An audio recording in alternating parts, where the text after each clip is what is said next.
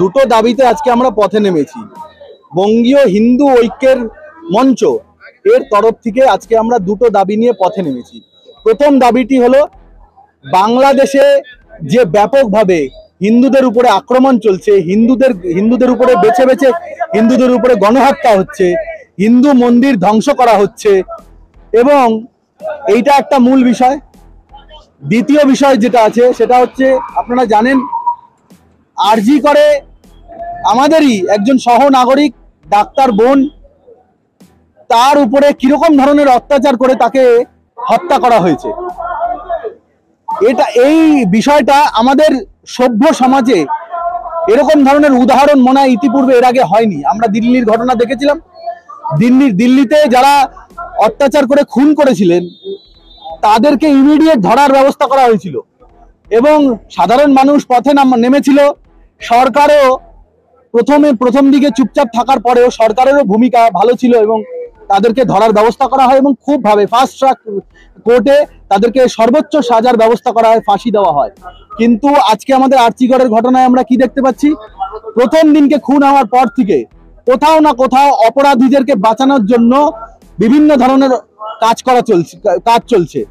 আমরা বিশেষজ্ঞ নই, আমরা সাধারণ মানুষ, কিন্তু আমাদের চোখেও ধরা পড়ছে মাঝরাতে আক্রমণ হয়ে এভিডেন্স ট্যাম্পারিং এর কাজ চলছে। যেদিনকে হত্যাকাণ্ড হয় তার পরের দিনকে সেই অকারেন্স যে প্লেস আছে সেখানে ভেঙে ফেলা হচ্ছে। অথচ অপরাধ বিজ্ঞানের যে নিয়ম আছে সেই নিয়মে কোনো জায়গায় অপরাধ সংগঠিত হলে 48 ঘন্টার মধ্যে সেইখান থেকে এভিডেন্স কালেক্ট করা হয়। কিন্তু আমরা কি দেখতে পেলাম? 48 ঘন্টার মধ্যে অকারেন্স প্লেসে ভাঙচুর করা শুরু হয়। এর মাধ্যমে আমরা যারা সাধারণ মানুষ আছি আমাদের বুঝতে অসুবিধা হয় না যে কোথাও না কোথাও অপরাধীদেরকে বাঁচানোর জন্য প্রমাণ লোপাটের একটা প্রচেষ্টা চলছে। সেই জন্য বাধ্য হয়ে আজকে আমরা সাধারণ মানুষ পথে নেমেছি।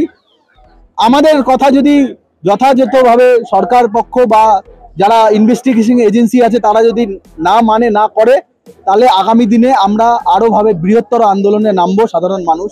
আপনারা দেখেছেন ইতিপূর্বে মহিলারা পথে নেমেছিল,